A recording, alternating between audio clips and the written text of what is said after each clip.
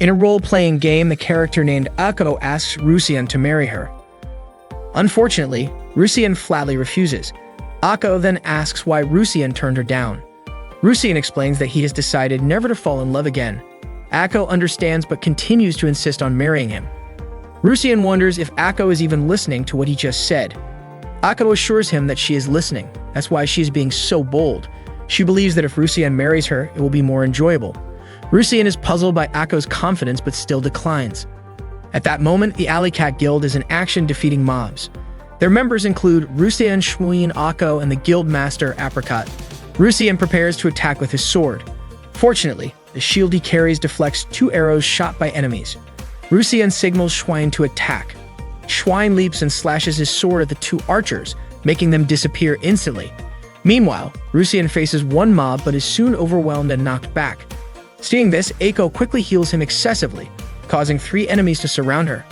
Terrified, Ako is about to be attacked when Rusian suddenly strikes the mobs, telling Ako to retreat while healing him. Unexpectedly, the number of mobs in front of Rusian increases. He calls out to Apricot for help. Apricot channels power through her staff, unleashing a massive fireball toward the mobs attacking Rusian. The fireball incinerates all the mobs instantly. Ako praises Apricot for turning all the mobs into ashes. Schwein wonders how many enhancement items Apricot used on her staff to annihilate all the mobs. Apricot replies that she only used magic-boosting items, and if you buy 10, you get 1 free. Unfortunately, because Apricot arrived late, Rusian became a casualty. Ako quickly revives Rusian with her healing power. As Rusian regains consciousness, Ako hugs him and apologizes. Rusian says it's okay, especially since their mission is complete. Ako thanks him and expresses her love for him. That night, the players log off the game. The next morning at school, Hideki, who plays the character Rusian, announces to his friends that he has a wife. So remarks that Hideki changes wives every 3 months. Ryu asks if Hideki means a waifu. Takumi inquires if there are any anime recommendations for that season. Hideki suggests the historical anime Dogra Magra. So calls Hideki a true maniac, and Takumi even dubs him an open otaku. Hideki doesn't mind as he still enjoys it. Suddenly, Akane calls Otakus disgusting. Nanako tries to calm Akane down. Hideki explains that there are various kinds of otakus like liquor otakus, flower otakus, and others around the world. Akane insists that regardless, Hideki is still disgusting. Hideki's friends agree with her. Hideki can't believe how harsh his 3 friends are. Shortly after, their teacher, Yui, announces that there will be a morning assembly and asks all students to head to the gym. All the students hurry to the gym. While in the hallway, So tells his friends that Maeda from class 3 confessed to a female student and was flatly rejected. So suggests that Hideki might be a good match for a short, twin-tailed girl like Akane. Hideki says that if Akane were a tsundere, someone who is initially cold but gradually shows affection, he might be interested. But in reality, Akane is just stone cold. Akane turns and threatens to seriously hurt Hideki later. Hideki is startled and stops in his tracks, accidentally bumping into a girl from another class, Ako. Hideki quickly apologizes and a shy Ako runs away. During the assembly in the gym, Hideki steals glances at Ako, who turns away whenever she notices him looking. That morning, the student council president, Kyo, welcomes the students at the opening ceremony. After school, Hideki quickly returned to playing his online game. The game Hideki and others played was an online RPG called Legendary Age Orlais for short. While some features required payment, it was free to play, attracting many players who could explore the same world simultaneously. At that moment, Hideki was controlling his in-game character, Rusian, battling mobs. He alerted his guildmates to prepare for an attack. However, his 3 friends were engrossed in conversation, leaving Rusian to fend off the mobs alone. Ako shared with Schwein and Apricot that Rusian had given her a ring, claiming it would boost her resistance. Meanwhile, Rusian was defeated by the mobs due to his friends' inattentiveness. Later, Rusian and his friends gathered at a cafe. Ako asked how Rusian was doing. He replied that he wasn't okay, and that most of it was Ako's fault. She couldn't attack properly, heal the mobs instead, and was too busy chatting. Rusian mentioned that he died multiple times because of Ako's mistakes. Ako apologized, noting that fortunately, Rusian's level was high enough to mitigate the impact. She then clung to Rusian's arm. Schwein pointed out that tanking was the armor mate's job, so even if Rusian died, it wouldn't affect him. Rusian retorted that if their attacker were more competent, there wouldn't be any issues. Apricot mentioned she could eliminate everything as long as she had expensive cash items to enhance her magic. Schwein and Rusien jokingly called her a pay-to-win player. A year had passed since Rusien and Schwein, Apricot, and Aiko formed the Alley Cat Guild. They'd experienced many adventures together, growing close and enjoying each other's company. Aiko was Rusien's in-game wife. Although their marriage was just within the game, Rusien couldn't refuse her persistent proposals. In reality, Hideki struggled to interact with girls, yet in the game he had a wife. Aiko began talking to herself, and Apricot commented that Aiko and Rusien seemed inseparable that day. Rusien explained it was because Aiko wouldn't let go of him. Schwein teased them, calling them a new couple. Rusien emphasized that it was just a game, not real life. Schwein mused that perhaps Rusien couldn't get married in real life, so he sought solace in the game. Rusien was offended by Schwein's remark. Aiko interjected, suggesting that Schwein should just die, stating that normies should perish, and that associating with them brought bad luck. She believed such people were a blight on the world. Schwein clarified that he wasn't implying that and wasn't interested in romance. Rusien gently reminded Aiko not to project her disdain for normies onto their friends. Suddenly, Aiko lamented that Rusien had rejected her feelings repeatedly, causing her stress and shortening her lifespan. She mentioned proposing 10 times and being rejected each time, wondering why Rusien was so unwilling to marry her. Rusien suggested they revisit the beginning of their conversation. Aiko apologized and pleaded with Rusien not to divorce her. Schwein wondered why Rusien didn't just accept Aiko's proposal. Rusien explained that in-game marriage wasn't something he favored, especially since it was just a game, not reality. Schwein teased that perhaps Rusien couldn't marry in real life, so he sought refuge in the game. Rusien was irked by Schwein's comment. Aiko then revealed that Rusien had previously proposed to someone in Legendary Age. Rusien was surprised Aiko divulged that information. Apricot urged him to share more. Rusien recounted that he once confessed his love to a female character in-game, only to be flatly rejected. To his shock, the girl revealed she was actually an older man in real life, just curious about playing an online game. Since then, Rusien had been wary of online relationships. Hideki had learned his lesson. He would never trust that a girl in an online game was actually a girl again. Hearing his story, Schwein and Apricot burst into laughter. Apricot even joked that Rusien's past was dark, but still a memorable part of his teenage years. Rusien couldn't help but regret it. After all, the girl he confessed to was really cute, had great taste in gear, and was practically a role model for female characters. That experience left him so traumatized that he quit his previous guild and played solo for almost a year. Eventually, he came to a conclusion. As long as a character looked cute, he would accept it, even if the player behind it was actually a guy in real life. What mattered was that the cuteness made his gaming experience enjoyable. Aiko then asked if Rusien was mad at her for revealing his past. Rusien said it was fine. It was just something that happened online. Aiko then told him she truly loved him. Hideki was taken aback but quickly calmed himself to avoid getting too caught up in his feelings. Apricot suddenly realized why Rusien had been rejecting Aiko all this time. But Rusien insisted that it had nothing to do with real life. Aiko was Aiko in the game. Aiko then blurted out that she was actually a bookworm girl in real life. Schwein was confused as to why Aiko would admit something like that in a public chat. Even Rusien agreed it was a bit too much. Then out of nowhere, Apricot declared that she was a high school girl. Hearing that, Rusien refused to believe it, especially since Apricot used high-end cash items. Schwein and Aiko also didn't buy it.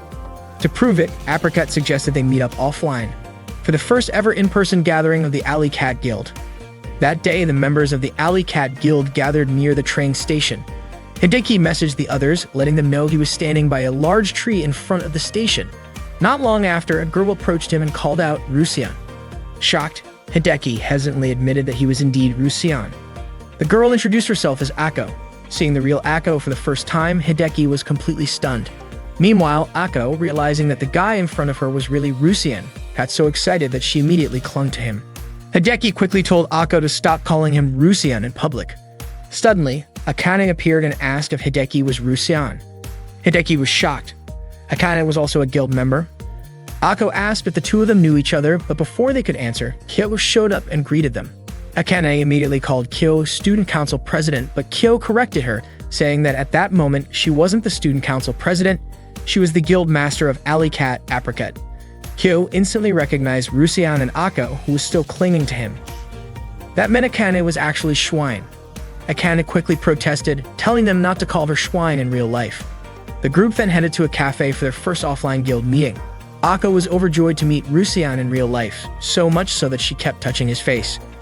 Kyo took charge of the introductions. She revealed that she was a second-year student at Megasaki High School and the student council president there. Even though they had all been close online, this was their first time meeting in person. Through good times and bad, they had always enjoyed playing together. Next, Akane introduced herself as a first year at Megasaki High. Kyo understood why Akane was embarrassed to say her in-game name out loud. After all, Schwein was German for pig. No girl would want to introduce herself as pig. It turned out that Akane had chosen the name Schwein without knowing its meaning. She just thought it sounded cool. She then blamed Kyo for not telling her sooner. Kyo had always assumed it was just a joke. In the end, Akane begrudgingly accepted the name Schwein but warned everyone, if anyone called her pig, she would chop them into pieces.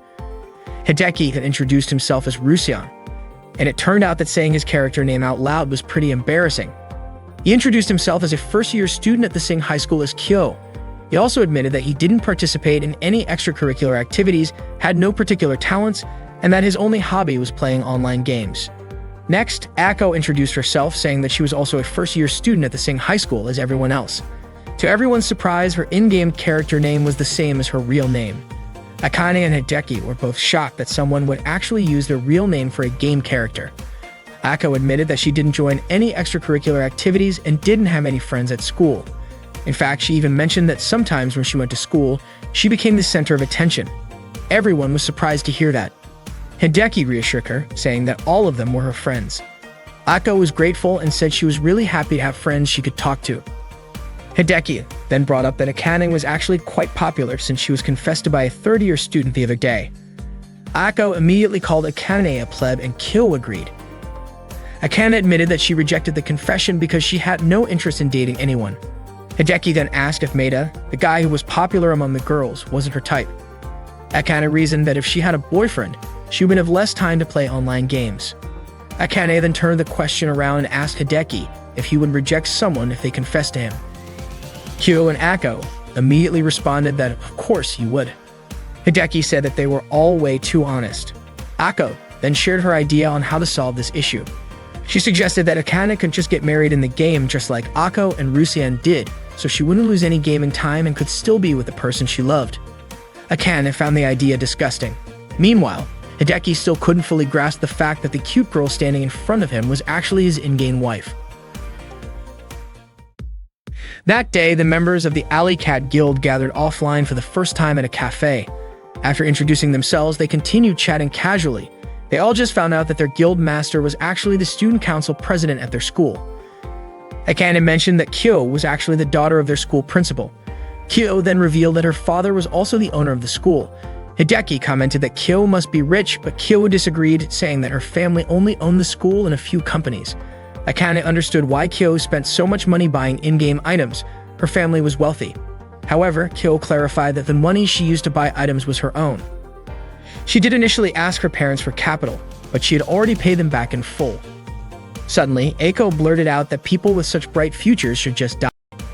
Hideki quickly snapped her out of it and Ako apologized, saying she got carried away. Kyo explained that her household had very strict rules, and her parents even decided who was suitable to be her friend. However, she worked hard to convince them to let her play online games, and thanks to that, she was able to meet everyone in the guild. Kyo admitted that she had no friends in the real world. Hearing this, Ako immediately cheered her up, saying they should fight together to take down all the so-called normal people. They both felt like kindred spirits. Seeing their growing bond made Akane feel a pang in her chest. Even Hideki had never wished for such a close friendship handshake. They then continued their conversation about online games. Akane believed that the most important factor in online battles was having a strong weapon, and that spending money to upgrade armor was inefficient. However, Hideki argued that armor was actually more crucial since choosing armor was much more complicated than picking a weapon. Akane stood by her opinion, saying it was better to level up their strength and grind at slightly higher level locations, but Hideki thought that would be too painful. The two kept debating until Kyo stepped in and suggested a better method than either of theirs. But instead of listening, Akane and Hideki told their rich player guildmate to stay out of it. Ako said that if she were to spend money, she would rather buy clothes so she could just let everything go and allow herself to be defeated. Of course, Hideki and Ako didn't agree with her at all. Kyo pointed out that since Ako was their healer, she also agreed that improving defense was important. Unfortunately, Rusian always ended up dead before Ako could heal him. Hideki argued that since Rusian was their main tank, he could take care of himself. He even joked that their healer was unreliable, which is why armor was important.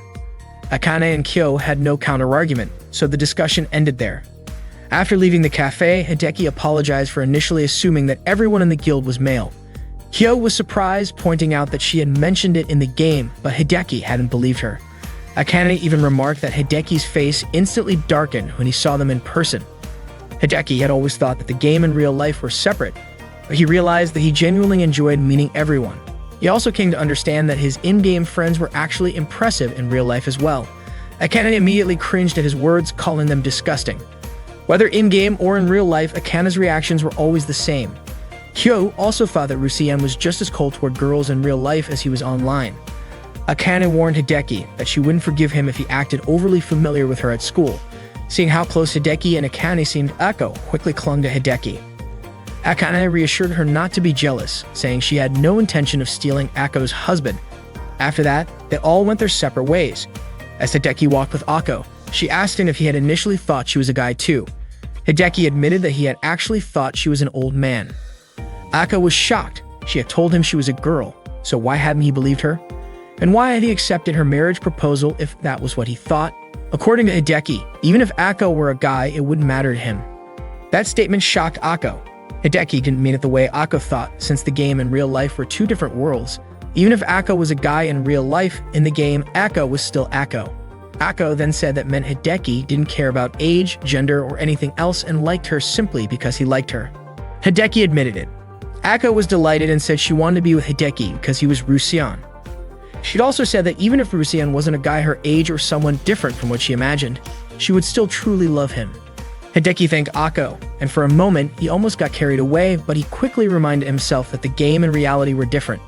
He then urged Ako to head home since it was getting dark. That night, Hideki went back to playing online games. Rusian managed to defeat the enemies and Apricot and Schwein praised him. Rusian felt like playing the game was just as fun as before. Schwein mentioned that Ako's healing was still a bit slow, but he didn't mind. Apricot reassured Ako that sometimes, no matter how hard they tried, they wouldn't get results. Rusian also told Ako not to worry too much. At worst, he'd just lose some EXP from dying repeatedly. Ako apologized to Rusian, while Schwein and Apricot laughed at her. After the battle, they gathered at the bar. Kyo said she would log off since she had things to take care of at school the next morning. She also joked that if they saw her at school, they could call her master as much as they wanted. Schwein refused outright. Ako also wanted to leave to take a bath and go to sleep. Hearing the word bath, Rusian imagined something. Schwein teased him, asking what he was thinking about. Schwein then told Ako not to forget to wash off her sweat in the tub. Suddenly, Rusian said that Ako probably didn't even sweat because she wasn't a pig like Schwein. Schwein got angry at being called a pig. She warned Rusian that if he acted too familiar with her at school, she'd slice him up like a pig. Rusian promised not to say anything and to keep acting the same because the game and real life were separate. Schwein also reminded Rusian not to get too lovey-dovey with Ako, saying she'd feel bad if weird rumors about him started spreading. The next morning in class, Akane greeted Hideki. Hideki greeted her back, but then Akane suddenly questioned why he was talking to her. Hideki pointed out that Akane was the one acting weird. Nanako commented that Hideki and Akane seemed close. Akane scoffed, saying there was no way she could be close to a disgusting guy like him. Hideki finally gave up and said everything was his fault, and Akane walked away. So asked Hideki if he had just been rejected, but to him, it didn't matter since Hideki already had his irreplaceable 2D waifu. Hideki proudly said his wife was adorable. Just then, Ako appeared outside his classroom and called out to him as Rusian. So was confused, wondering who Rusian was. Ako quickly approached Hideki and greeted him using that name. Hideki turned away and told So that he didn't know her.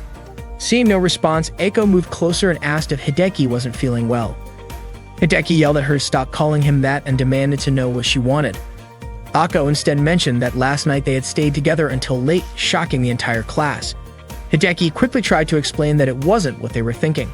So asked what exactly Hideki and Ako's relationship was. Hideki pleaded with Ako not to answer that question, but Ako declared that Rusian, Hideki, was her beloved husband. Akane approached them, saying she had no idea about this Rusian thing, but told them to take their otaku talk outside.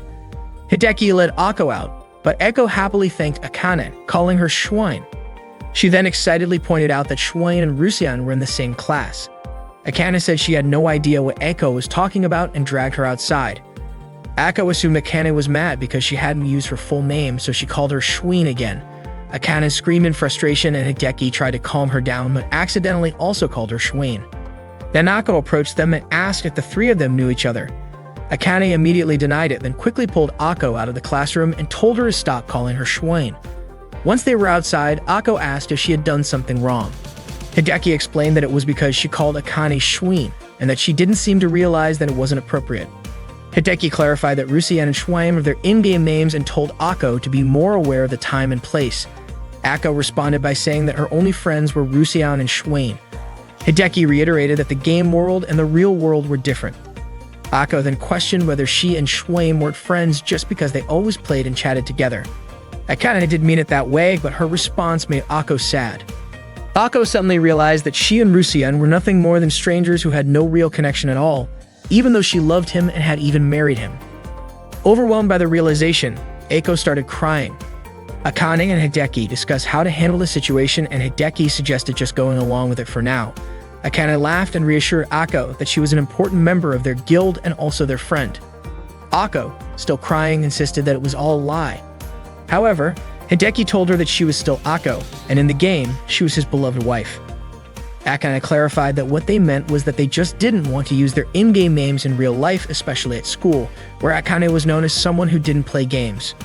Akane then asked how she should address them. Akane told Akane to call her Akane, just like everyone else. Akane hesitated and asked if they were still friends, to which Akane reassured her that they were. Hideki then told Akane to call them Hideki. At first, Hideki addressed Akane by her last name, but Eiko requested that he call her by her first name instead. She added that if he refused, she would just keep calling him Rusian. Left with no choice, Hideki agreed. Hearing this, Eiko immediately hugged him, saying that this was exactly why she loved him so much. Akane then asked if she was allowed to talk to them at school. Akane said it was fine as long as it wasn't about online games. But Eiko refused, saying she had nothing else to talk about besides games. Akane suggested that she could talk about anything she wanted while they were playing. Akane also pointed out that, as her husband, Hideki should spend time with Akane when she was free. Akane then asked Hideki if he would spend time with her. Hideki agreed, but only on the condition that she wouldn't call him Rusian or talk about being his wife. Akane hugged Hideki again, saying he was truly on her side. Suddenly, their teacher, Yui, reminded them that class was about to start. The three of them quickly returned to their classroom. Later, Eiko told Hideki that she had made him a lunchbox and invited him to eat together. Hideki was surprised and asked why she did that. Akane simply replied that it was because Rusian was her husband. Akane teased Hideki, saying he was probably thinking the same thing she was. Hideki immediately countered, saying he already knew what Akane was thinking. Eiko just couldn't distinguish between the game world and real life. During the lunch break, the three of them went to the student council room to see Kyo and explain everything. Akane told Kyo that Eiko couldn't differentiate between the game world and reality and even went as far as making lunch for her husband. Kyo commented that making lunch for one's husband was normal if they had been together for a long time, fallen in love, and eventually gotten married. However, she also noted that in an online game, she wasn't sure if Akane had actually fallen in love with someone whose real name and face she didn't even know. Akane quickly denied this, explaining that she knew Rusian, they always chatted, and their hearts were connected. To her, it was a pure kind of love, more genuine than what ordinary people had. Kyo admitted that Akane had a point and noted that Akane truly loved Hideki for who he was. However, Hideki argued that everything happened inside a game, where appearances and stats were different, and where he was always paying attention to Akane. Of course, that would make Akane think about him more. Akane strongly disagreed, pointing out that sometimes she played without Rusian, but whenever that happened, everyone else would leave her behind. Rusian, on the other hand, was always by her side, no matter how many mistakes she made. Forgetting things and doing things, that's exactly why Akane loves Rusian so much. Akane sarcastically wished them a happy life together and was ready to leave. Hideki tried to stop her, but Akane just called him a maniac. Not willing to take that insult, Hideki started arguing with her. Curious, Eiko asked Kyo what a maniac was, and Kyo explained that it referred to a game-obsessed guy who was desperate to find a girl. Suddenly, Hideki proposed an idea they needed to change the way Akane thought. They had to help her understand that the game world and the real world were two separate things. Akane asked how they were supposed to do that, and Hideki explained that they needed to show her that Rusian in the game and Hideki in real life were two completely different entities. Kyo then suggested that Eiko should join an extracurricular club focused on modern communication through online gaming. She invited them all to visit the club room, where she would be the club president. The club members would be Hideki, Akane, and Ako, and their activities would mainly involve playing online games after school and meeting up during their free time. Akane and Hideki found the idea strange, but Eiko was completely amazed by Kyo's initiative. Akane wasn't interested and decided to go home, saying that to her, online gaming was just a hobby. Kyo challenged her by asking if she wasn't rejecting relationships because it would cut into her gaming time. She then pointed out that if Akane simply added 2 extra hours to her gaming time, she could increase her progress significantly. Akane insisted she wanted to live a normal student life at school. However, Kyo warned her that if she fell behind in level, Schwein wouldn't be able to play with them anymore. Intrigued, Hideki was drawn in by the high-performance gaming PCs designed specifically for online games. They kept pressuring Akane until she finally agreed to join, on the condition that she could use the computers however she wanted. Kyo then orchestrated all of this as a way to highlight the differences between the game world and real life.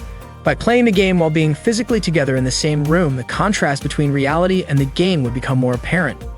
Ako, however, was skeptical and said she didn't think it would change anything. But Hideki argued that she was being too naive and this experience would break the illusion she had built around herself. In response, Ako declared that she would prove her love for Rusian was the purest love of all. That night, Hideki logged into the game again. Rusian was looking for the others, who still hadn't joined the party yet. Suddenly, he ran into a familiar face, the cat-eared girl character who had once rejected his confession of love. That day, Rusian ran into Nekohime, the cat girl who had once rejected his confession. Nekohime greeted him cheerfully and said she was happy to see that he was still playing the game. She had been worried that he might have quit. Rusian realized once again how cute Nekohime appeared, despite knowing that in reality, he was actually a guy. Rusian admitted that the incident back then had been a valuable lesson for him. It made him firmly decide never to mix up the game world with real life because the two were completely different. Nekohime laughed at his words. Rusian then asked if she hadn't logged in for a long time. It turned out that Nekohime had been busy with work, and just that day, some friends had been talking about the game in real life, which made her decide to log in again. She was really happy to meet Rusian once more. The next morning at school, Eiko suddenly showed up in Hideki's classroom. Surprised, Hideki asked her what she was doing there. Ako simply replied that she had come to greet her master. Hideki immediately reminded her that such things were only acceptable in the game world and didn't apply to real life. He firmly asked her to stop. He pointed out that calling him master sounded more like a servant addressing a lord rather than something between a married couple. Ako then tried calling him darling instead, but Hideki still ignored her. He told her that kind of thing was still inappropriate since Ako had not yet earned the right to say it. Their conversation quickly became the center of attention in Hideki's class. Nanako turned to Akane and asked if Hideki and Ako knew each other in the game, but Akane pretended not to know anything about it. Not long after, Ms. Yui, the teacher, entered the classroom and greeted the students. Ako then excused herself and left. Ms. Yui asked Hideki to step outside for a talk. She asked if he often met up with Ako. Hideki quickly explained that it wasn't like that. Ms. Yui then told him to be kind to Ako, as it seemed like she didn't have many friends and had been skipping school quite often lately. Just then, Kyo appeared and greeted them. She asked Ms. Yui about her response to the request to become the advisor for the online gaming club.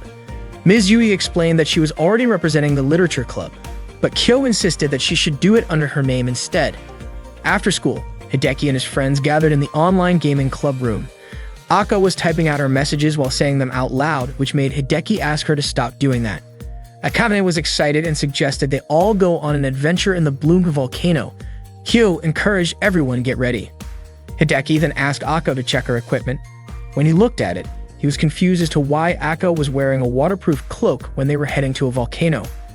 Ako explained that the cloak was a gift from Rusian, so she was going to wear it proudly. Hideki told her to switch to a fireproof cloak instead, but Ako refused, saying that it wasn't cute. Akane came over and scolded Ako for caring too much about appearances. She even commented on Ako's sparkly pink staff.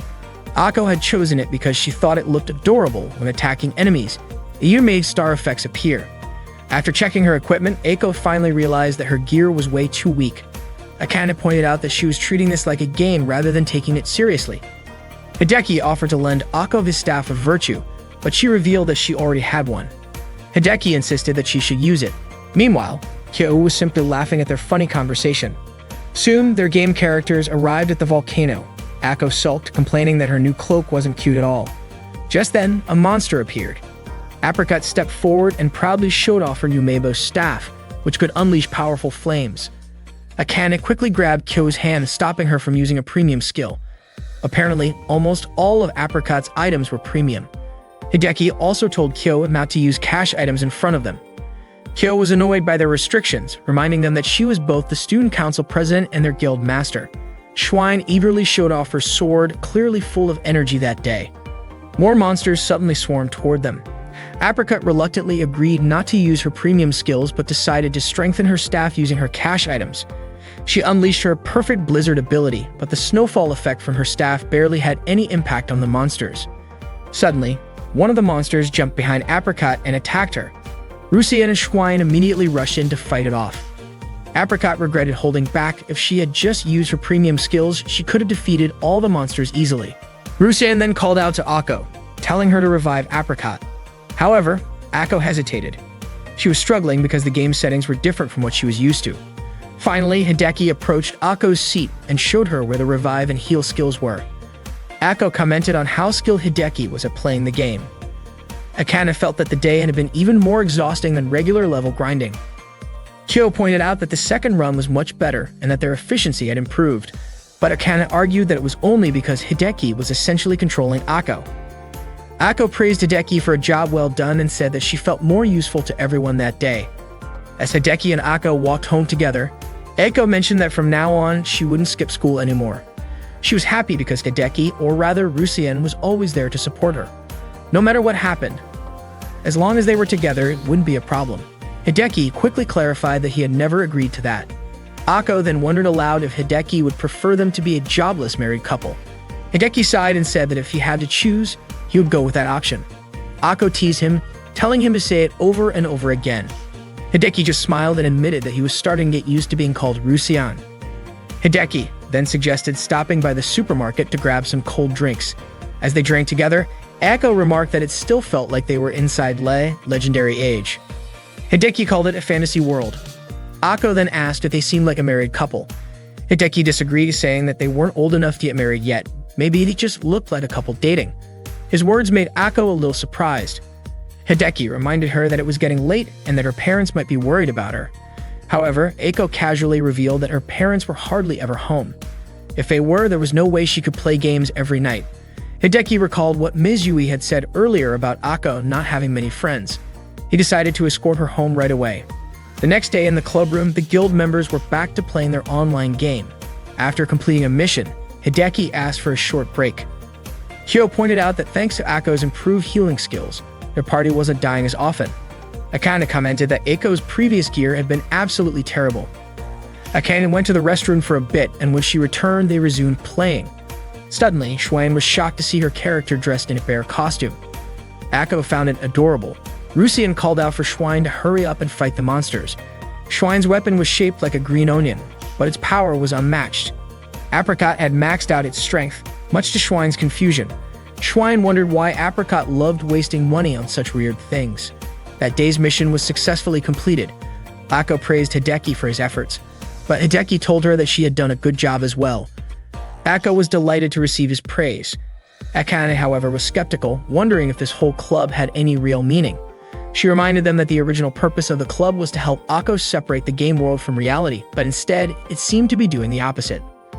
Akko insisted that it didn't matter as long as they were having fun. Kyo, on the other hand, saw the situation as a bit dangerous. She pointed out that the club was on the verge of being disbanded because they still didn't have a faculty advisor. Without an advisor, the club wasn't officially recognized and it might get shut down soon. Kyo wanted to achieve their goal before that happened. Later that night, Hideki logged into the game again. Rusien sought out Nekohime for advice and shared his concerns about Akko's inability to distinguish between the game world and reality. Nekohime understood the situation, saying she had heard similar stories before. She warned that Akko was in a dangerous state. One wrong step and she could fall into complete delusion. Nekohime reassured Rusien, telling him that she knew he was a good person. She encouraged him to believe in himself. The next day in the club room, Hideki asked Akko to sit in front of him. He firmly explained that he was not Rusien, he was Hideki. He also reminded her that their club would soon be shut down, and he wanted to tell her one last time that the game world and the real world were two separate things. While they were married in the game, at school they were just friends. He asked Akko to treat him like any other friend. He also warned her that if she ever met someone in the game who she didn't know in real life, she should never let her guard down. Akko asked Hideki if someone had said something to him earlier. She was convinced that Hideki or Rusean must have met someone who told him something, and she even suspected that person was a girl. Hideki denied it, but Akko remained confident that her guess was right. Akko said that a wife could tell when her husband was lying just by looking into his eyes. Hideki reassured her that he wasn't lying, but Akko insisted on knowing the person's name because she wanted to thank them for helping her husband. Out of everything Akko had said, that statement was the scariest to Hideki. Akko declared that if Hideki were defeated, her rage would burn like fire.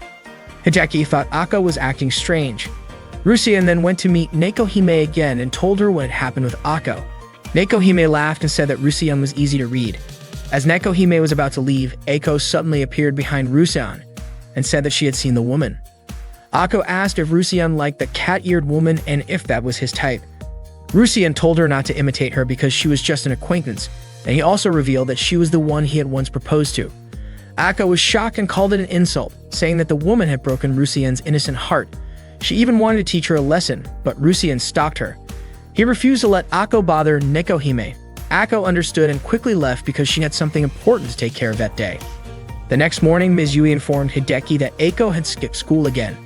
That day, Hideki discussed Akko's absence with Kyo and Akane. Kyo mentioned that Akko had still been playing the game the night before. Hideki was surprised to see that Akko was online and had joined them in-game. Rusean asked why she wasn't at school, and Akko replied that she had an important matter to attend to. Rusean pressed her for details, and Akko revealed that she had planned an offline meeting with someone she knew in the LA game. Apricot asked if that person knew them as well, but Akko said it seemed unlikely. The person she was meeting was a guy. Everyone was shocked that Akko was meeting an unfamiliar man. Rusean immediately tried to stop her, saying it was dangerous, and Schwein reminded her that she was already married. Akko acknowledged that Rusean was her husband, but only in the game. She argued that the game world and real life were separate. Akko then asked Rusean what the difference was between the game world and reality. Schwein thought Akko wasn't acting like herself. Akko bid farewell, and Rusean reluctantly let her go. Akane was confused as to why Hideki allowed Akko to meet a stranger. Hideki reasoned that it was good for Akko to understand the difference between the game and reality, believing that everything would turn out fine. That afternoon, Hideki grew frustrated as he recalled Akko's question about the difference between the game world and reality. Before long, Akane and Kyo approached him, having discovered that the offline meeting was scheduled for 6:00 p.m. at the same place where they had held their own offline gathering. They urged Hideki to stop the meeting, but Hideki felt he had no right to interfere. Akane reminded him that Akko was his wife, but Hideki argued that it was only in the game and in real life they were just friends. Akane was furious, calling him weak and pathetic. She couldn't believe that Hideki was such a worthless man. She then asked if Hideki liked Akko and told him that if he did, he had to go and stop her. Akane pressed further, asking if Hideki would really let Akko be in danger. Kyo chimed in, saying that while Hideki and Rusean were different, Rusean still existed within Hideki, and so did his feelings for Akko. Hideki said that it was something he couldn't accept because after meeting the real Akko, talking to her and touching her, he actually started to like her. At that moment, Hideki wasn't worried about Akko in the game, but rather Akko in the real world. He was very concerned and didn't want her to get hurt. Akane then told Hideki to hurry and go. She turned to Kyo and said that both Akko and Hideki were such troublesome people. Hideki ran as fast as he could to find Akko. When he arrived, he called out to her and said that as her husband, he did not approve of her meeting an unfamiliar man. He admitted that the game world and reality were different, but even so, Akko was still his wife in the game. Suddenly, Ms. Yui appeared and was shocked to learn that Rusean was actually Hideki. But what was even more surprising was that Akko then announced that Nekohime was actually Ms. Yui. Hideki, taken aback, exclaimed that Nekohime was supposed to be an old man. However, Akko was certain from looking into her eyes that Nekohime was indeed a woman. Ms. Yui then admitted that she was Nekohime. She had spoken to Akko and Lei the day before. Hideki couldn't believe that Nekohime was actually Ms. Yui, which meant that he had once proposed to his own teacher. Ms. Yui apologized for causing confusion with her Hode status in the game. Akko, still upset, accused Ms. Yui of toying with Rusean's heart. Calling her a witch, she immediately charged at her in an attempt to avenge Rusean. Ako swung her staff, but seeing this, Hideki quickly stepped in to protect Ms. Yui. Ms. Yui reacted swiftly, striking Ako on the neck, causing her to fall. Kyo and Akane arrived just in time to witness everything. The next day, Kyo informed everyone that Ms. Yui would be the advisor for their modern communication club, which focused on online games. Akane felt relieved that their club wouldn't be disbanded after all. Ako was still upset and declared that she wouldn't let that woman get near her husband ever again. Hideki sighed and told Ako to reflect on her actions, reminding her how lucky they were that yesterday's incident didn't blow out of proportion. Ms. Yui agreed to be the club's advisor, but on one condition. All members had to attend school as regularly as possible. Ako reluctantly agreed. They were all happy that they could continue playing online games together.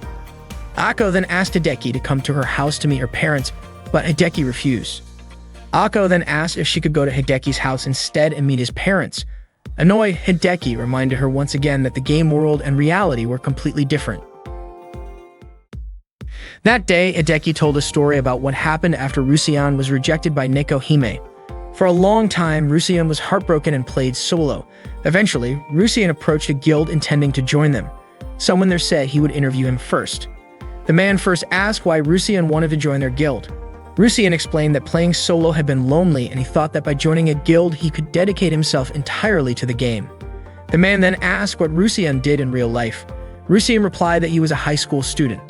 The man pointed out that since Rusian needed to log out for meals and showers and couldn't log in at night, he might not be a good fit for their guild. He mentioned that the usual grinding session lasted about 3 hours, which meant Rusian wouldn't be able to keep up. Rusian chuckled and said maybe if he dropped out of school, he could match their pace.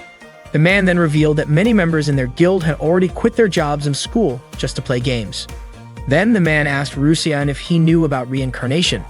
Rusian explained that reincarnation was when a player reached the maximum level, then created a new character while carrying over their previous skills. The man confirmed that many players in their guild did exactly that. Hearing this, Rusian realized that the guild was too intense for him, so he decided to withdraw. After hearing the story from Hideki, Ako commented that the guild sounded extreme. Hideki agreed, saying it was an intense and terrifying world, but not everything about it was scary.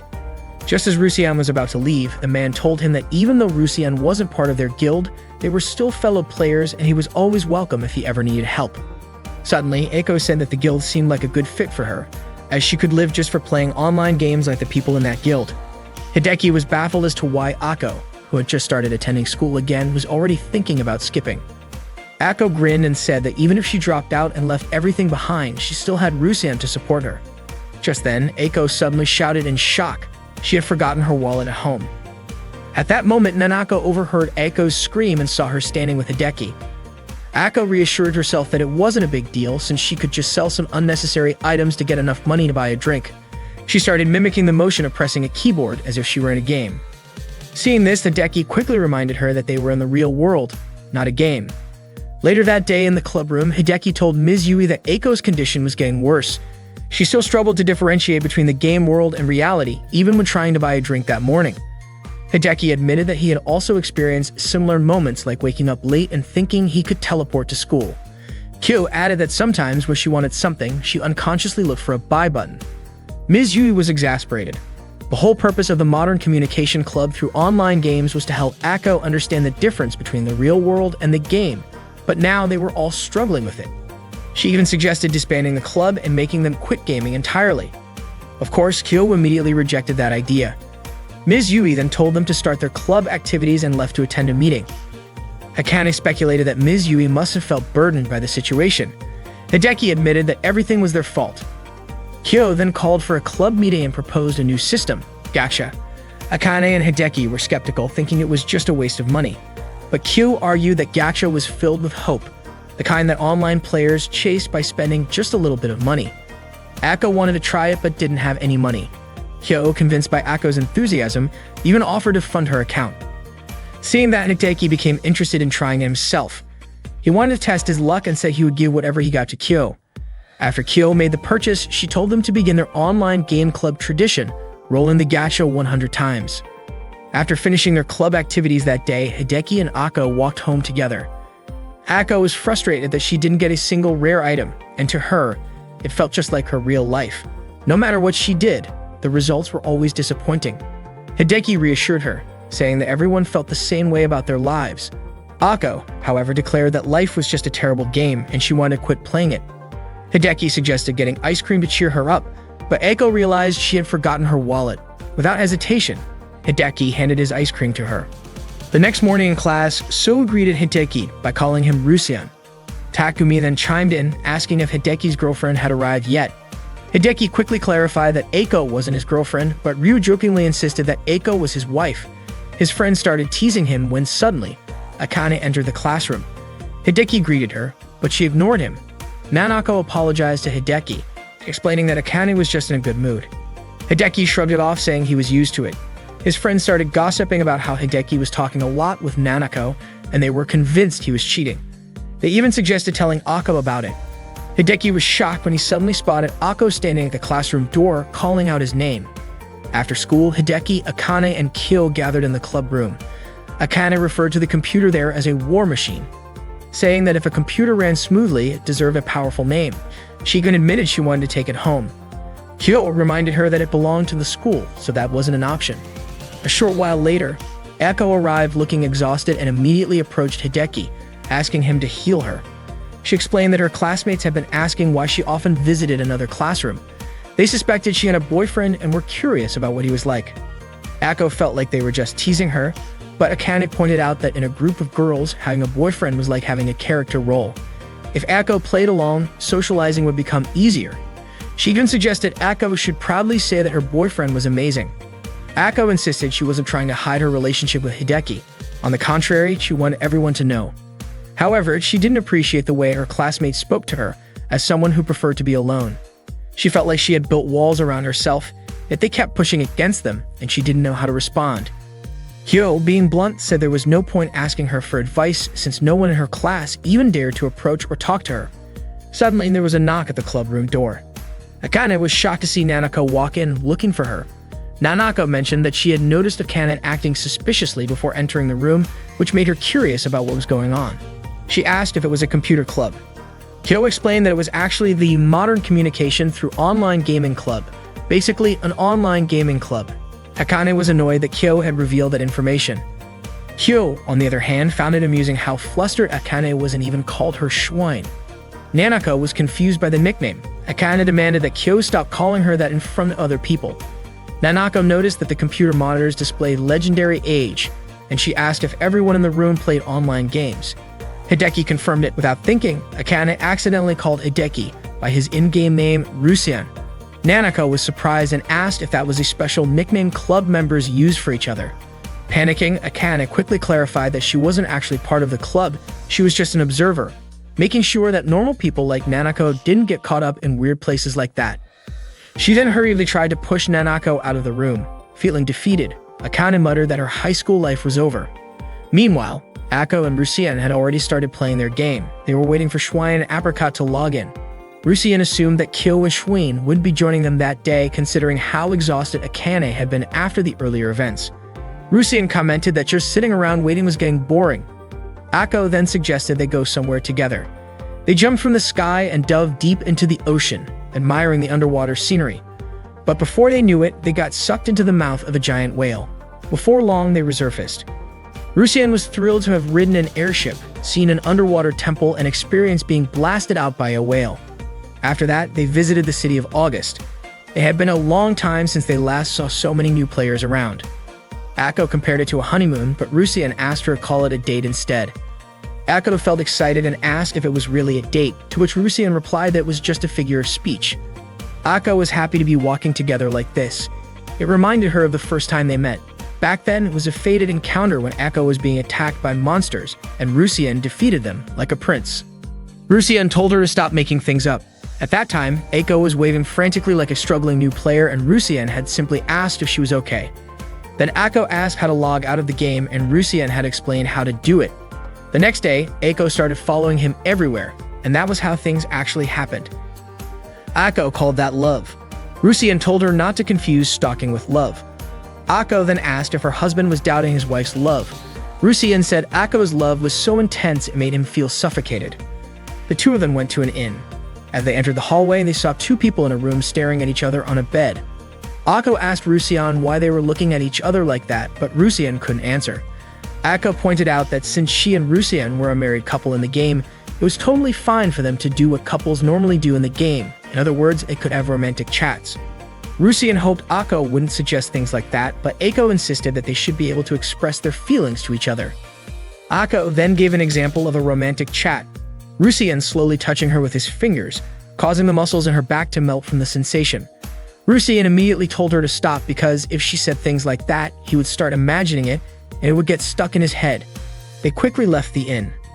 Akko apologized to Rusian, but Rusian said they should never have talked about that in the first place. As they walked, they ran into Nekohime. Nekohime asked what the two of them were doing there, and Akko answered that they were on a date. Moments later, a group of people approached Rusian. A man named Claude drew his sword toward Rusian's face and asked what he had done to make Nekohime uncomfortable. Rusian insisted he hadn't done anything. He then asked Nekohime who these people were. Nekohime explained that they were former members of a guild she used to run. Since it had been a long time since they disbanded, she had contacted them, and they had decided to return.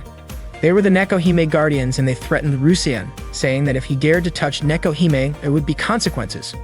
Rusian assured them he had no intention of bothering her and suggested to Akko that they leave. Nekohime called out to Rusian, saying that her guild members were just joking. As they walked away, Rusian remarked that Nekohime seemed like a princess. Akko said she didn't mean to be a princess, just being Rusian's wife was enough to make her happy. Suddenly, Rusian heard a girl being attacked by monsters. Without hesitation, he drew his sword and took down the monsters. The girl thanked Rusian. Meanwhile, Hideki assumed that the girl wasn't used to chatting or using her starting equipment. He figured she must be a new player. He then saw her name, Stet. The girl greeted Rusian. Akko immediately asked if Rusian knew her. Rusian asked Stet if they had met before, and she nodded. Seeing this, Akko suspected Rusian was cheating. Rusian insisted he wasn't and that he would never doubt his wife's love. Stet then asked what she should do next. Since she was a new player, Rusian couldn't just leave her alone. He asked if she knew the basic controls, but it turned out she wasn't very familiar with them. Rusian explained that Stet was a close-range fighter just like him. The basics included normal attacks, guarding, countering, and using smash attacks. He also told her that she could attack from a distance using firearms. The key to combat, he explained, was to start with normal attacks, then guard when the enemy was about to strike. When faced with a close-range skill, she should use counterattacks. And when the enemy's defense was down, she should use a smash attack. The next day in the club room, Akane looked really excited. Akko asked if something good had happened to her. Akane happily shared that Nanako had promised not to tell anyone about what happened yesterday, which meant her high school life was safe. Hideki warned her to be more careful so that no one else would find out. Akane confidently said that she had checked her surroundings 3 times before entering the club room. Just then, Kyo walked in, startling Akane. The 4 of them started playing their online game. Schwein was pumped up and urged them to catch up on everything they had missed yesterday. Suddenly, Seth appeared, walked right up to Rusian, and grabbed his hand. That, of course, made Akko jealous. That day, Seth approached Rusian and immediately grabbed his hand. Apricot then asked if she was a friend of Rusian. Rusian explained that Seth seemed like a new player, so he had to accompany her for a while. Schwein offered to teach her, but Seth said she preferred Rusian because he was kind. The next day in the club room, Akko suggested playing a different game. Akane pointed out that their club was an online gaming club, not an LA club. Hideki then asked what kind of game Akko wanted to play. Akko said she wanted to play something thrilling. Kyo suggested Ultra Force, an FPS game.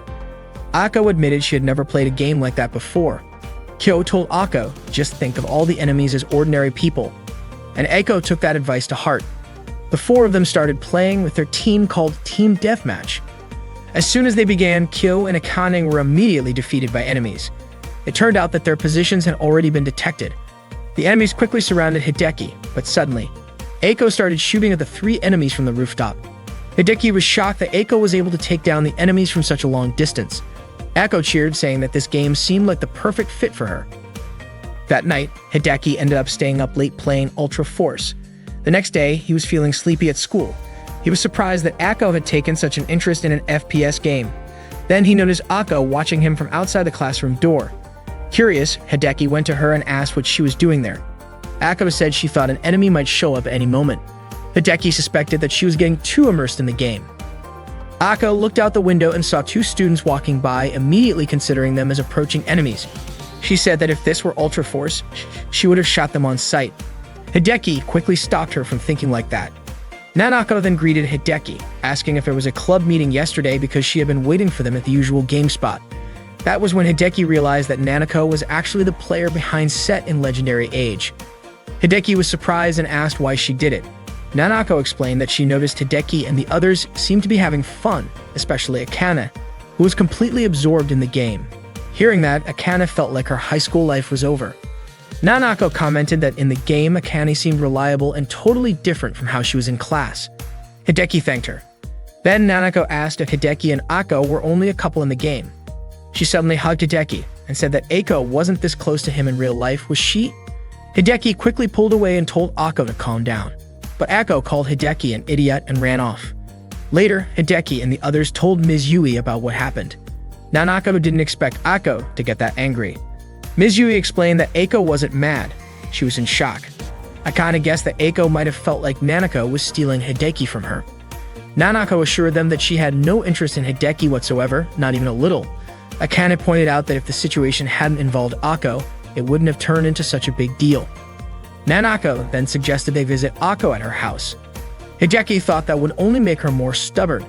Ms. Yui advised them to give Ako some time. Maybe after cooling down, she would think more rationally, and then they could figure out what to do next. During class, Hideki, Akane, and Nanako still couldn't stop thinking about Ako. During club hours, Ms. Yui told Hideki and the others that most problems arise from misunderstandings. Hideki said that if they just explained everything to Ako, the issue should be resolved. Akane admitted that she had no idea what else to do. She had even tried calling Ako, but Ako wasn't answering. So Hideki decided to search for Ako in the online game. He called out to her and found her. Ako invited him to level up together. Rusien explained that Nanako, or rather Set, had no romantic interest in him whatsoever. Ako replied that it didn't matter anymore because she had already given up. She decided to leave the world where they weren't husband and wife. Ako declared that she would be reincarnating. She wanted to level up to the max and bet everything on her next life. Rusien had no idea what she meant by that. Ako explained that she was going to reincarnate in LA and become a new character, then be reborn as a cheerful and popular person. Ako's goal was her dream in her next life. Rusien then asked if Ako had already given up on real life. Ako wanted to drop out of school and from then on live in the game LA, saying she didn't need real life anymore. Rusien urged Ako to calm down, but Ako was already convinced that as long as she had LA, she would keep living. Rusien asked Ako not to be obsessed with this idea, but she insisted on fighting for reincarnation.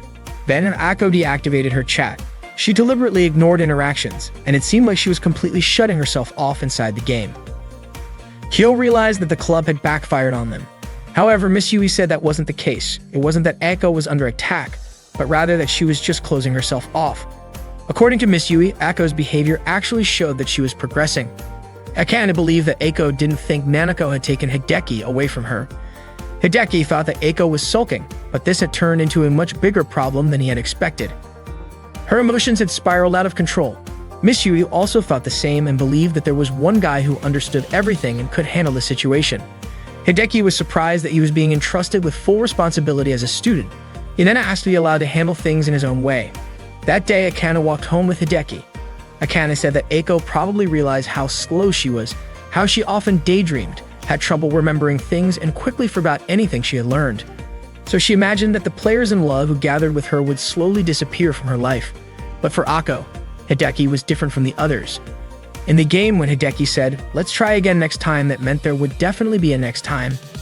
To Ako, that was the same as Hideki accepting her, even though she was useless in the real world. If Hideki was really that kind of person, then Ako would want to stay with him forever. She even happily said so. For Akane, it was the same. She felt like she could always be with Hideki. Then realizing what she had just said, Akane was startled and quickly clarified that by being together, she meant playing together, club activities, and other things. She told Hideki not to take it the wrong way. Akane then said, simply put, Hideki was stuck with her, and she was stuck with a shut-in girl who was also a gaming addict. She asked Hideki to make sure to bring Ako back to them. Hideki promised he would. Akane told him to do it in return for her. The next morning, Hideki went to Ako's house and was about to press the doorbell when Ako's mother suddenly asked who he was. Nervously, Hideki introduced himself. Ako's mother smiled and assumed that Hideki must be Ako's husband. She invited Hideki inside to talk. Apparently, Ako had already told her mother about Hideki. Ako's mother then asked if there was a problem, even referring to Hideki as her daughter's future husband. Hideki apologized and explained that he had come to visit Ako that day and had even skipped school. Ako's mother was surprised that Hideki came just to visit, even though Ako had said she wouldn't go to school. She then smiled at him and said she had to leave for work immediately. Before leaving, she asked if Hideki wanted to see Ako. According to her, after she was gone, Hideki would be the one responsible for taking care of her daughter. Hideki admitted that he wasn't ready for that kind of responsibility. However, Ako's mother really liked Hideki because she thought he was kind and honest. She then handed him the key to Ako's room. Hideki immediately went to Ako's room and knocked on her door. Hearing Hideki's voice, Ako was shocked and couldn't believe that he had actually come to her house. Hideki said that it was a sudden visit, like he had come to see her and asked her to let him in. Ako was confused about what Hideki was doing there and asked where her mother was. Hideki explained that he had received permission from Ako's mother and that she had even given him the key to her room. Ako was frustrated with her mother. Hideki then said that Ako's mother had entrusted her future to him. Hideki said that he was coming in and wouldn't take no for an answer. Without hesitation, he immediately opened Ako's bedroom door. He was shocked to see Ako wearing nothing but her underwear. Hideki quickly shut the door again. Ako, equally startled, explained that she felt too hot in her room and Hideki had scared her. She then told him to wait a moment while she got ready and invited him in. However, when Hideki opened the door again, he saw Ako completely undressed. Once again, he slammed the door shut and demanded to know why she had taken off all her clothes after saying she was ready. Ako replied that she had mentally prepared herself. Frustrated, Hideki told her to hurry up and put on some clothes. Once she was dressed, Ako welcomed Hideki inside. Hideki was surprised to see a refrigerator in her room. Ako explained that she always stocked up for a whole week so she wouldn't have to leave her room. Curious, Hideki asked how she managed to use the bathroom if she didn't leave for an entire week. Ako casually answered that she used bottles to relieve herself. Hideki, who was in the middle of drinking, suddenly had a horrifying thought: was the liquid in his glass not tea? Ako quickly reassured him that she was just joking. Ako then asked why Hideki had come to her house. Was he trying to convince her to go back to school? But to her surprise, Hideki said he actually wanted to have fun with her. Hideki explained that a healer needs to manage the cooldown time of their healing abilities properly, use skills at the right moment for consecutive attacks, maintain buffs, and cancel enemy techniques. Additionally, large-scale healing should be used if things go wrong. That was the ideal way to play. Unfortunately, Ako didn't understand any of it. She was completely lost. Hideki reminded her that she wanted to reach max level and reincarnate in the game. If that was truly her goal, she needed to do these things. Determined, Hideki decided to start teaching her. Ako, however, felt like his training was too harsh. Hideki reassured her that there was no need to worry because he would always be there until she got the hang of it. Hideki began training Ako by guiding her through preparing healing spells, managing tempo by monitoring cooldowns, and combining skills effectively. While they were playing, Schwein and Apricot suddenly logged into the game. Hideki logged in as well using the laptop Kyo had lent him. Rusian and Ako met up with the others at their usual gathering spot. Schwein immediately questioned them about skipping school. Rusian casually replied that he and Ako had just been playing together. Ako, feeling nervous, hid behind Rusian. Schwein and Apricot were visibly annoyed after hearing that. Makohime remarked that if Schwein and Apricot knew they had skipped school just to have fun, they would definitely visit Ako's house. Out of nowhere, Rusian suddenly announced to Nekohime that he was quitting school. Schwein and Apricot were completely shocked. Rusian declared that if Ako was dropping out, then he would too. He also explained that balancing school life with his otaku lifestyle was tough, and he preferred to just relax and play games instead. Nekohime thought Rusian was just too stressed out, but then she remembered that he had said he would handle things in his own way. So in the end, she decided to support his choice. Hearing that, Ako immediately begged Hideki not to go through with it. But Hideki reasoned that if it was okay for Ako, then it should be okay for him too. Ako protested, saying that if Hideki dropped out, he would never see Kyo and Akane in real life again. Hideki then asked her if that was really what she wanted. Meanwhile, Akane mentioned to Kyo that Hideki and Ako weren't saying anything in the game, even though it didn't look like they had logged out of the chat.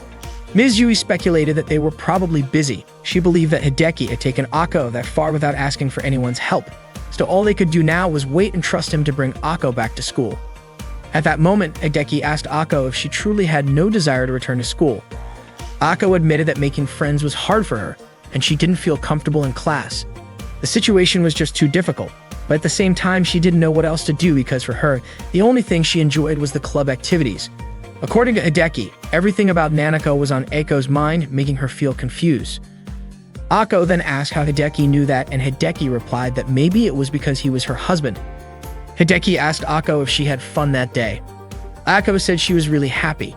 Hearing that made Hideki happy as well, and he asked if they should just quit school and do this every day.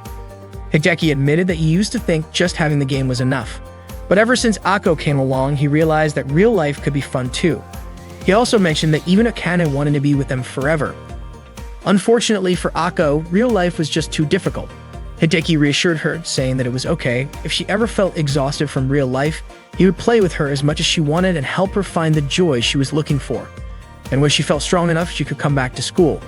If they couldn't play together, he would always be waiting for her at school. Ako then asked if Hideki would stay at home with her if she kept trying but ended up feeling tired.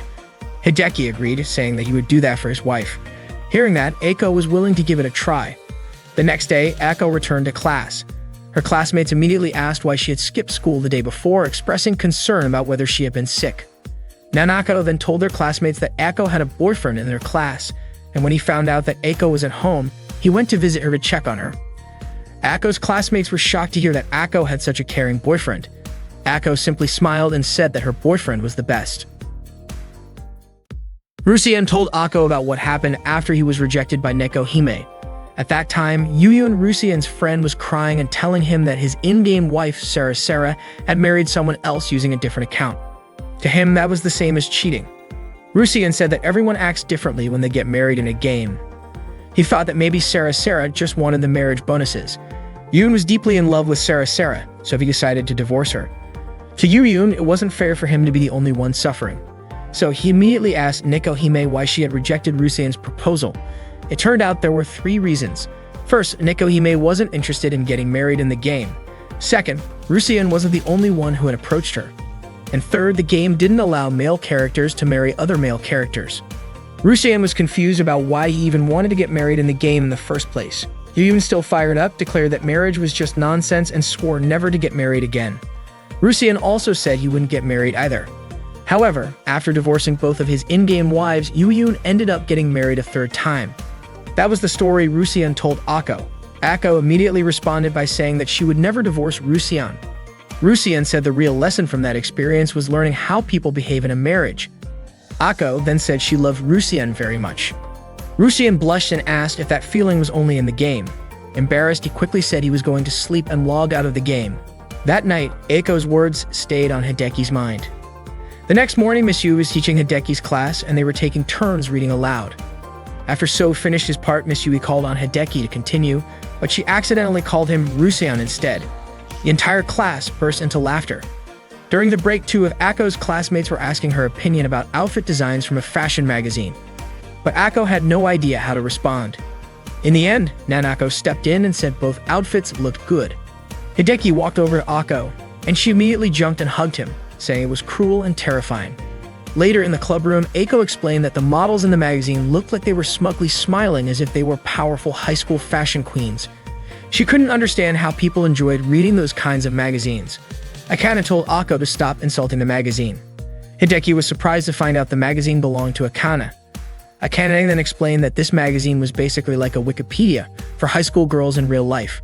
Reading it would teach Ako the basics of skincare, makeup, brand names, celebrities she should know about, and everything else she needed to live as a proper high school girl.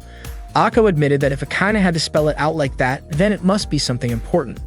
Akane added that it was just like playing an online game. If you read the guidebook first, it would be much more helpful. But Ako preferred to just jump in and play without any guides. Akane said that playing blindly was outdated. The real world was now all about teamwork, and in the endgame, parties only recruited experienced players. Ako hated endgame content. Akane told her to just accept it. There was no choice but to live in the real world. Hideki asked Akane to stop being so harsh. Kyo entered the club room, apologizing for being late. She was surprised to see everyone looking down and asked what happened, but they all said it was nothing. Kyo laughed and said she completely understood how Ako felt. Akane then said she would talk to Nanako and ask her to be more considerate. Hideki suggested that they help Set complete a quest that day. Ako hesitated, asking if she really had to be with Set in the game. Akane reassured her that Aiko's level in Lei was much higher than Set's, so she had nothing to worry about. They played Lei together to complete a quest. Schwein easily defeated the wolf monster. It was no challenge for her. According to Apricot, it was just a beginner's job selection quest, so the enemy wasn't anything special to them. Hideki then told Set to go to the glowing object.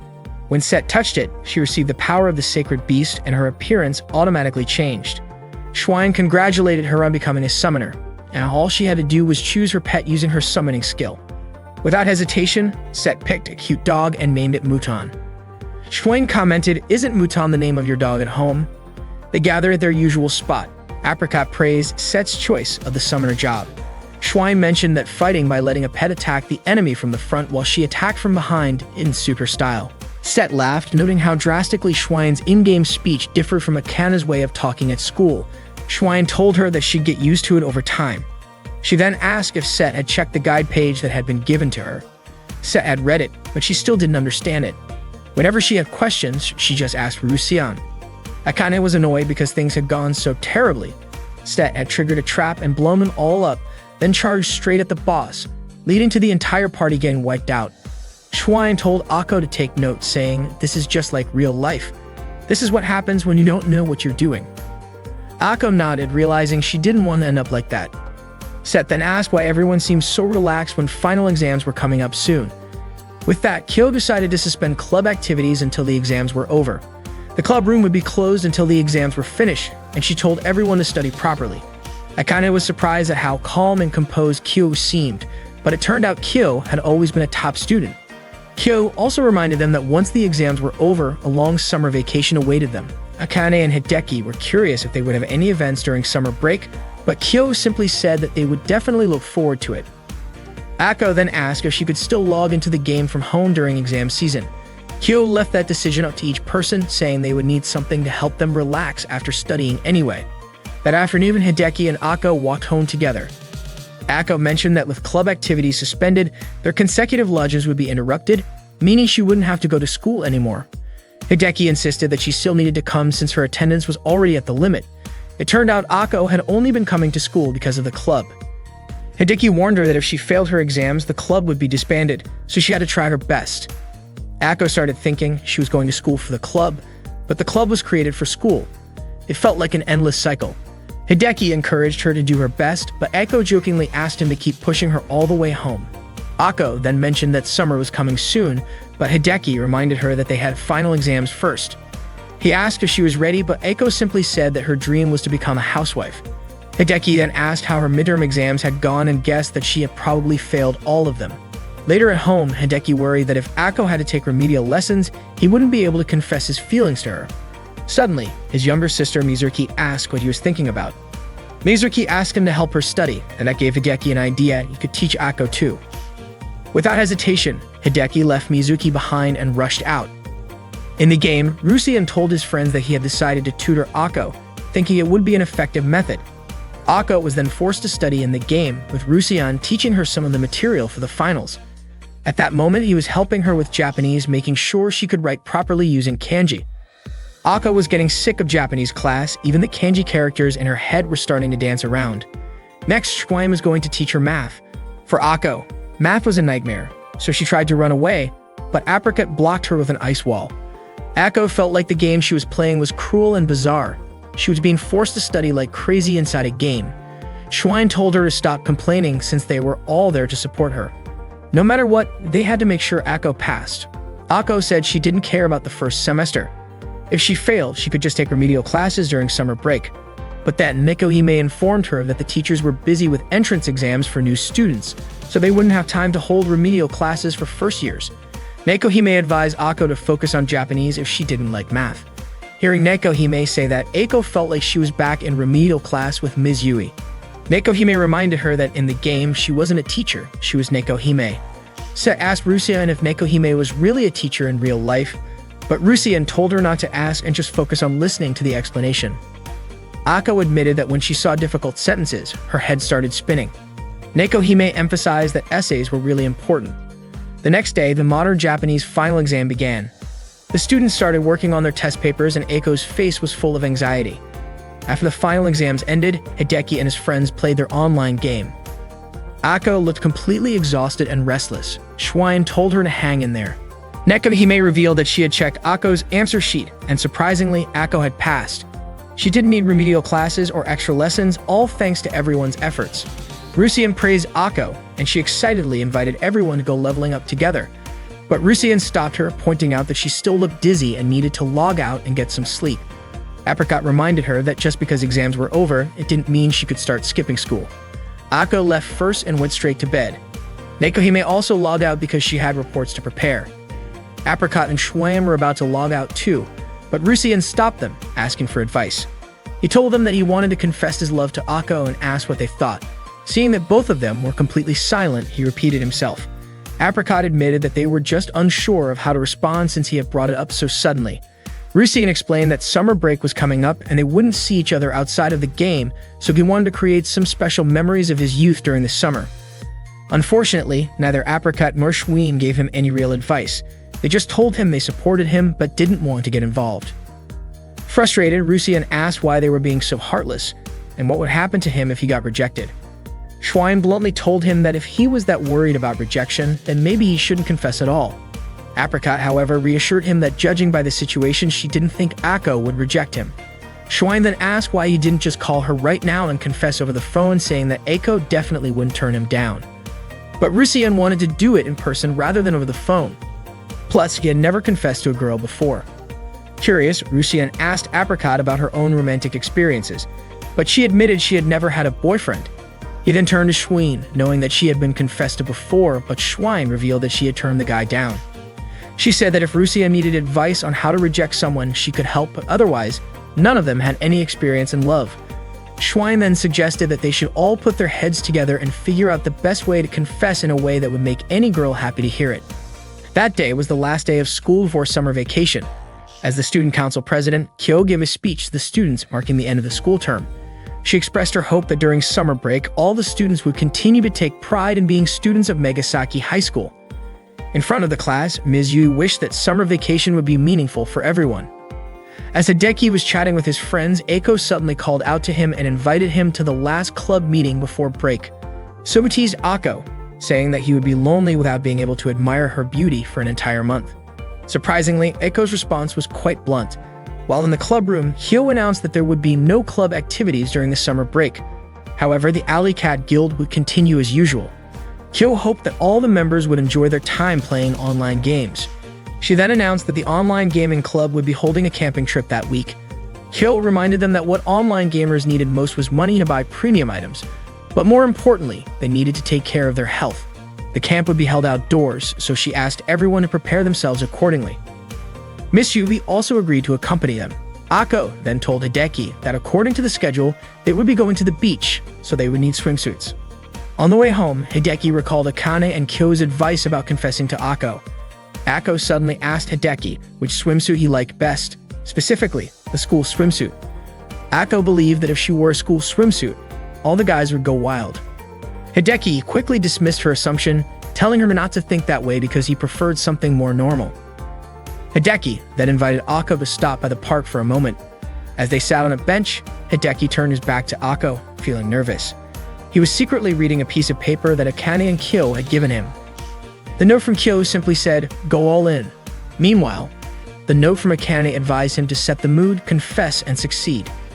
Hideki was taken aback by their straightforward advice. He then asked Ako how he should create a good atmosphere. But Ako simply replied that they were always in a good atmosphere since they were a couple. Summoning all his courage, Hideki finally asked Ako if she would officially be his girlfriend. However, Ako flatly refused. That day was the camping trip for the online gaming club members. Hideki still looked sleepy because he had stayed up late playing games the night before. He was surprised at how fresh Ms. Yui looked even though it wasn't even 6 in the morning yet. Ms. Yui explained that back in college, she was part of a wrestling club, so she was used to early morning training sessions. Before long, Akane and Ako arrived. Ako looked just as sleepy. Hideki greeted Ako, and she greeted him back, but shortly after, she suddenly collapsed into his arms, choking him. When he looked up, Hideki noticed Akane giving him a sharp glare. He was about to ask about it, but Akane told him not to worry, saying she was just tired. Once all the members had arrived, Kyo announced that the Modern Communication Through Gaming Club's summer camp would officially begin. The purpose of the camp was to strengthen the members' gaming skills, but there was one major rule: no internet connection for the entire day. This event was called One Day Without the Internet Camp. Upon hearing this, Ako immediately perked up in shock. During the trip, both Ako and Akane dozed off, with Ako resting her head on Hideki's shoulder. Meanwhile, Hideki kept thinking about the rule prohibiting internet access. Earlier, Akane had questioned Kyo about it, wondering if it was meant to make Ako realize that her in-game marriage status was different from real life. Kyo clarified that it wasn't the case. According to her, Ako had immersed herself in online gaming because she was exhausted from a life that didn't align with her. Rusien agreed with Kyo's statement. Kyo believed that if they flipped the situation, Ako would naturally want to return to a life where everything made sense to her. Akane agreed with the idea. Kyo further explained that by doing this, Ako could spend her summer vacation with all of them, enjoying her youth as a regular student, which included experiencing a proper love confession in the perfect setting. Kyo was confident that everything would go smoothly. Hideki then asked what exactly counted as a proper love confession in a perfect setting, perhaps while watching the sunset or gazing at the stars. Kyo told him that since they were going camping, all those elements would be present and the rest was up to him. Hideki realized that he needed to confess his feelings like a normal high schooler and get a normal response from her. He was suddenly taken aback when he noticed Ako drooling in her sleep. The journey was long and exhausting. When they finally arrived at the location, they were amazed by how grand the lodge was. Ms. Yui even asked how much it cost to rent the place. Hideki quickly told her not to ask students about rental prices. Ako commented that the lodge looked more like a hotel. Akane then asked Kyo what they would do after putting down their luggage, whether they would clean up or prepare the futons. Kyo replied that the staff would take care of that, and they would be arriving shortly. Hideki sighed in relief, but Ms. Yui pointed out that this wasn't how a real camping trip should be. She questioned whether cleaning up and preparing futons weren't supposed to be part of the experience. Hideki turned his gaze toward the beach. He could hardly believe it was a private beach. Not long after, Ako called out to Hideki and ran toward him. He turned around only to be surprised by Ako wearing a swimsuit. She apologized for making him wait so long. As Hideki stared at her, Ako started feeling a bit self-conscious. Hideki quickly apologized and asked where the others were. Ako told him they were still changing. She said she had come to him first because she thought he might feel lonely being by himself on the beach. Hideki continued to look at Ako, making her feel embarrassed. He reassured her that she didn't need to be so shy. Ako admitted that when she picked out the swimsuit, she thought it looked great, but now that she was actually wearing it, she couldn't help but feel flustered. Hideki told Ako that she was really cute and encouraged her to be proud of herself. Ako smiled at his words and thanked him. They gazed at each other, but suddenly, Akane shouted at having suspected that Ako would come to the beach first.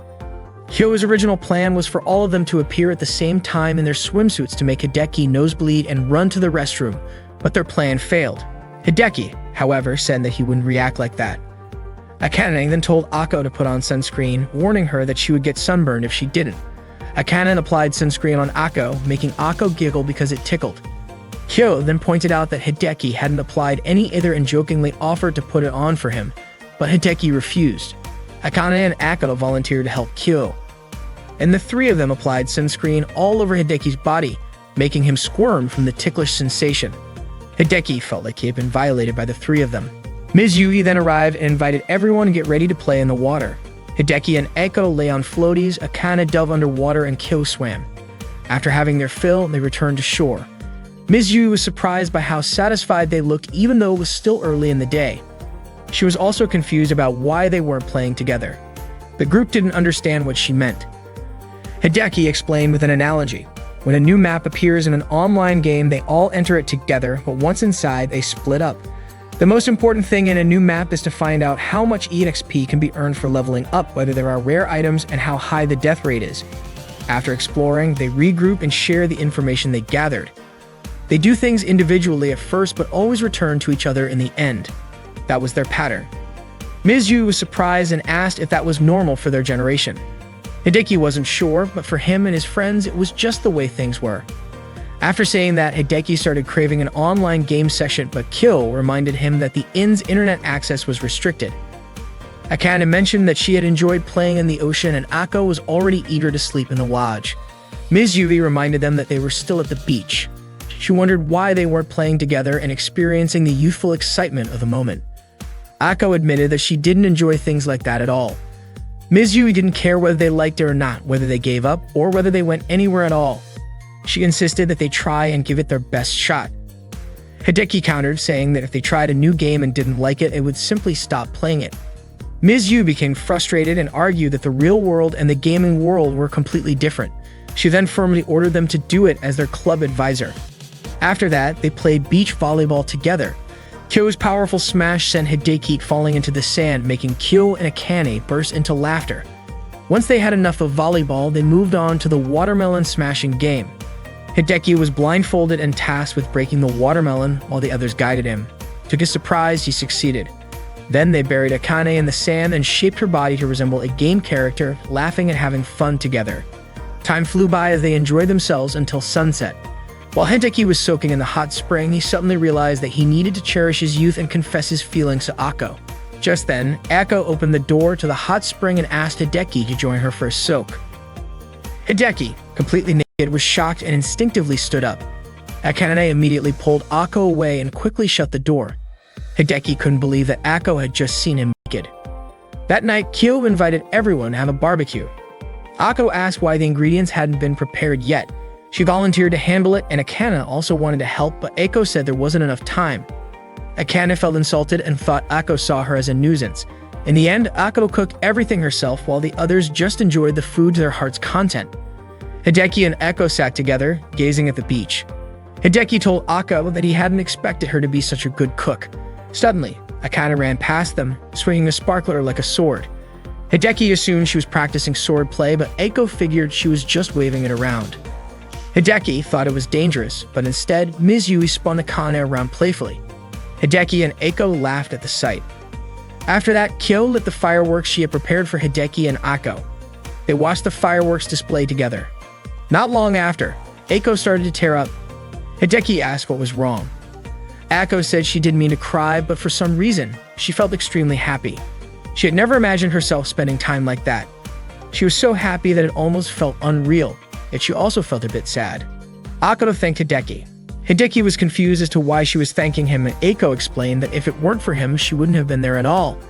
Hideki replied that it was the same for him. If it weren't for Ako, he wouldn't be here either. Ako said that meant they were both lucky. Hideki then told Ako that he liked her. Ako responded that she liked him too. She then asked if that meant they were a perfect husband and wife pair. That night, Hideki told Kyo and Akane that his efforts didn't seem to have worked. Kyo was surprised since she had cut off the internet connection to make sure they would have a summer like normal people, yet Ako still believed that she and Hideki were married in real life. Hideki also realized that a married couple was a level above just dating, so no matter what he did, Ako wouldn't budge. Akane and Kyo concluded that their plan had failed. Suddenly, Ms. Yui arrived and told everyone to go to sleep since it was getting late. The next morning, after everyone had finished packing, Kyo told them to get ready to leave. Hideki asked if that meant they were heading to another location. Kyo explained that they were going to an even better place. She was taking them to Hotel Fours. She announced that the real summer camp for the Modern Communication Club through online games was about to begin. The hotel was filled with decorations based on the game Legendary Age. It turned out the hotel was collaborating with the game. Akane was sure that someone was about to lose over their last collectible. And just as she said that, Ako screamed in excitement upon spotting a giant Pouring King plush. She immediately ran over and hugged it. Hideki asked Akane if she wasn't interested in hugging it too. Akane replied that she wasn't. Ms. Yui had already checked in and handed out rune keys to everyone. Each key had a token attached, which would be used for the event. Kyo explained that since they had been without internet all day, their urge to play online games had built up more than usual. By inserting the token, they would enter the event. Excited, they quickly sat down in front of computers and inserted their tokens. Hideki tried to block Ako from peeking at his screen as he logged in. Suddenly, Hideki found himself unable to log in. It turned out he had mistyped his password because Ako had been distracting him the whole time. Once they successfully logged in, they realized that the in-game setting was identical to the hotel. The event map was exclusive to those participating in the event. Hideki read the game description and saw that there was a bonus set for participants, starting with a trip to the Hotel Flora's restaurant on the first floor. They headed to the restaurant where Akko noticed there were a ton of items listed on the menu. Apparently, that meant they would receive in-game items based on the food they ordered. Hideki suddenly blurted out that it was cruel. He wanted an item that could boost his strength. After eating, they had to enter the code on their cards to claim their items. The card also mentioned that the same bonus items were waiting for them at the souvenir shop on the first floor. They stopped by the souvenir shop and picked up some things. Hideki was confused about why Akane was buying so many ginger cookies. Akane explained that the in-game item linked to them was exactly what she wanted. According to Ms. Yui, letting students participate in the event made it feel a bit overwhelming for adults. Kyo then suggested they head to their rooms since they were carrying a lot of stuff, and besides, they hadn't even been to their rooms since checking in.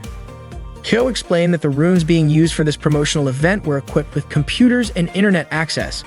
That meant they could immediately use the in-game items they had just received. Once they got to their rooms, they all logged into the game right away. Rusien and Akko ran into each other in the hallway. Akko mentioned that Shuoin and Apricot were busy testing out the new items they had just obtained. Rusien then invited Akko to try out their items as well, just like the others. Blushing, Akko shyly suggested that Rusien come to her room instead. When Rusien arrived at Akko's room, the atmosphere suddenly became awkward. Akko hesitated for a moment before saying that she had been waiting for a moment like this for a long time. Rusien disappeared from the game screen and then reappeared, asking what exactly Akko wanted. As it turned out, Akko just wanted to have a romantic chat with him. Hearing that, Rusien couldn't help but grin.